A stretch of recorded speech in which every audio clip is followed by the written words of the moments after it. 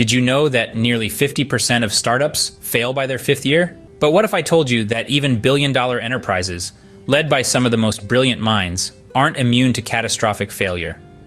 We're talking about CEOs and founders who were once celebrated as visionaries, only to become infamous for the implosions they caused through a mix of hubris, greed, and poor decisions, destroying the very empires they built. Welcome, viewers, to Satoshi Finance, where we navigate the complexities of the financial world to empower you on your journey to financial freedom. In this video, we explore 10 such stories. From Travis Kalanick's downfall at Uber due to a toxic work culture, to Ken Lay and Jeff Skilling's infamous Enron scandal, which wiped out $74 billion in investor value. You'll learn about the extravagant lifestyles, the high-stakes gambles, and the monumental mistakes that led to the collapse of these corporate giants. Stay tuned as we unravel these tales of ambition and disaster and discover what we can learn from the billionaires who destroyed their own companies. You won't believe how quickly success can turn into failure when hubris takes the wheel. Let's dive in. Vijay Mallya, the flamboyant Indian businessman and former chairman of the United Breweries Group, ventured into the aviation industry with the founding of Kingfisher Airlines. With its luxurious amenities and stylish branding, Kingfisher Airlines aimed to redefine air travel in India and capture a significant share of the market. Mallya's entrepreneurial spirit and bold vision initially garnered widespread attention and admiration, positioning Kingfisher Airlines as a symbol of India's burgeoning economy and growing consumer class. However, beneath the glitz and glamour lay a troubling reality of financial mismanagement and unsustainable expansion. Mallya's leadership of Kingfisher Airlines was marred by a series of missteps and poor decisions that ultimately led to the airline's downfall. Despite its lavish image, the airline struggled to turn a profit due to high operating costs, heavy debt burdens, and fierce competition in the Indian aviation sector. Mallya's penchant for living a lavish lifestyle, complete with extravagant parties and luxury assets, further strained the airline's finances. As Kingfisher Airlines' financial troubles mounted, flights were grounded, employees went unpaid, and the airline faced mounting regulatory scrutiny. Mallya's failure to address the airline's underlying issues ultimately forced Kingfisher Airlines to cease operations in 2012.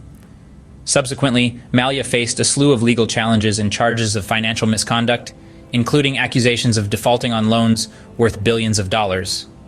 Faced with mounting legal troubles in India, Mallya fled the country in 2016 to avoid prosecution, leaving behind a legacy of failed ambitions and financial ruin.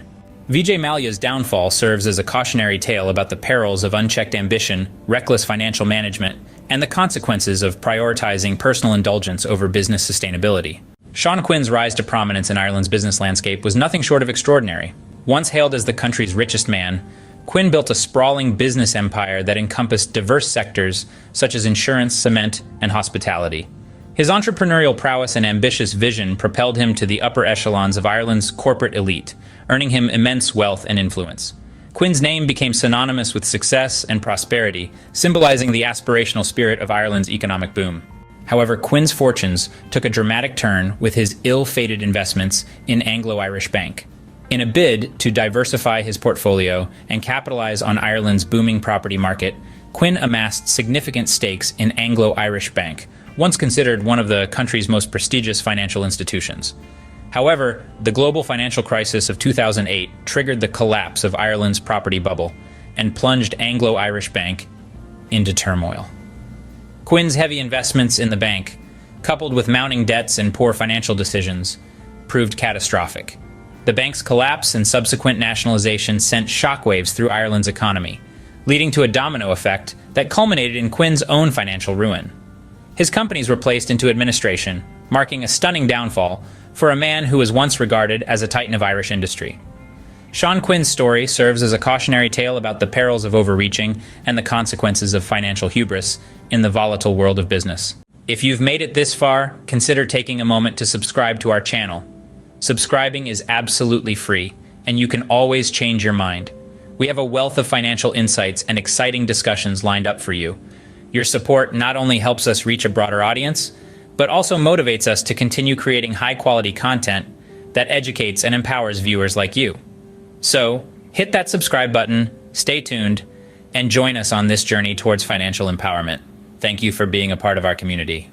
Aubrey McClendon's legacy in the energy industry is marked by both pioneering innovation and dramatic downfall.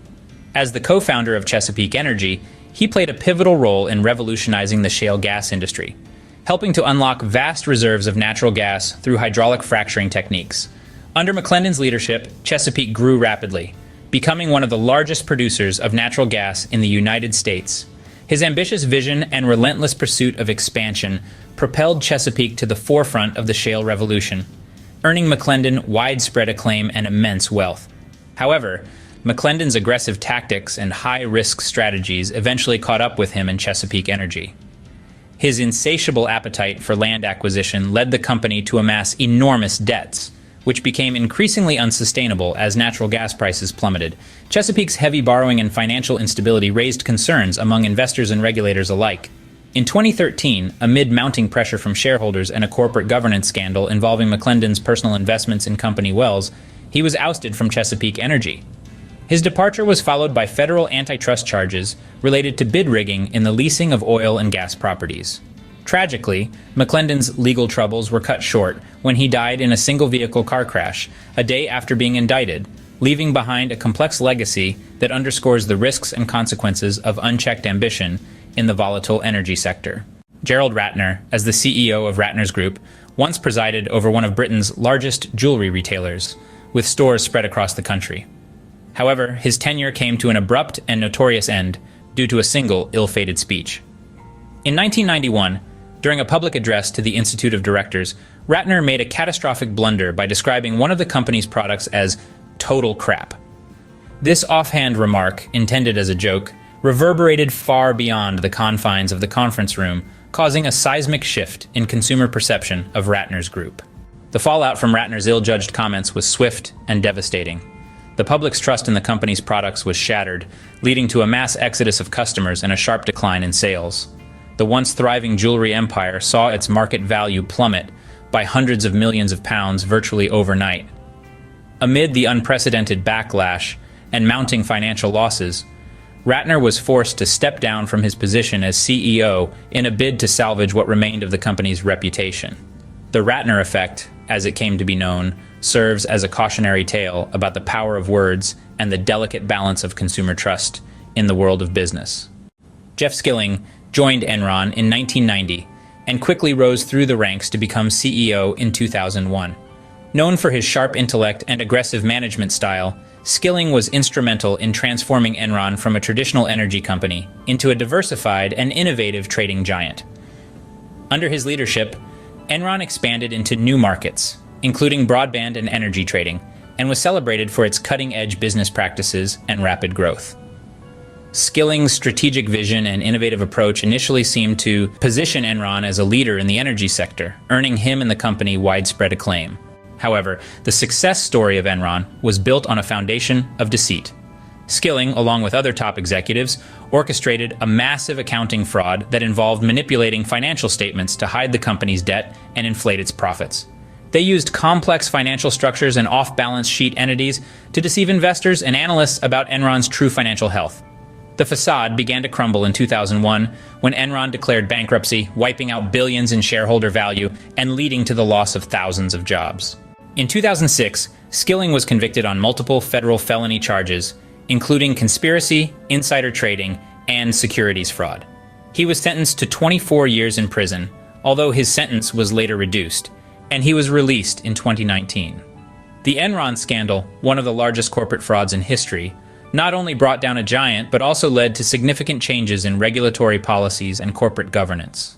As we've seen in these remarkable stories, even the most successful and influential business leaders can make catastrophic decisions that lead to their company's downfall. From Jeff Skilling's fraudulent practices at Enron to Gerald Ratner's infamous public gaffe, these cases highlight how a combination of hubris, mismanagement, and unethical behavior can bring even the mightiest enterprises to their knees.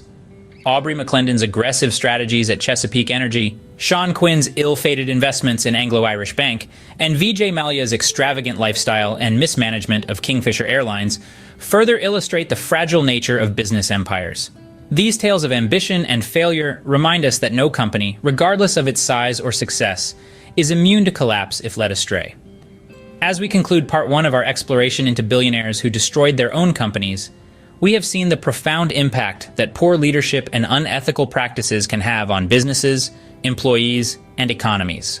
But this is just the beginning. In part 2, we will delve into more astonishing stories, including the downfalls of Elizabeth Holmes at Theranos, Adam Neumann at WeWork, Travis Kalanick at Uber, Mike Pearson at Valeant Pharmaceuticals, and Ike Batista at OGX. These upcoming segments will reveal even more about how these high-profile leaders' decisions led to dramatic and often spectacular failures. Stay tuned for part 2, where we continue to uncover the lessons and cautionary tales from some of the most infamous corporate collapses in recent history. Make sure to subscribe and hit the notification bell so you don't miss out on the next installment of this riveting series. Thanks for watching, and see you in the next video.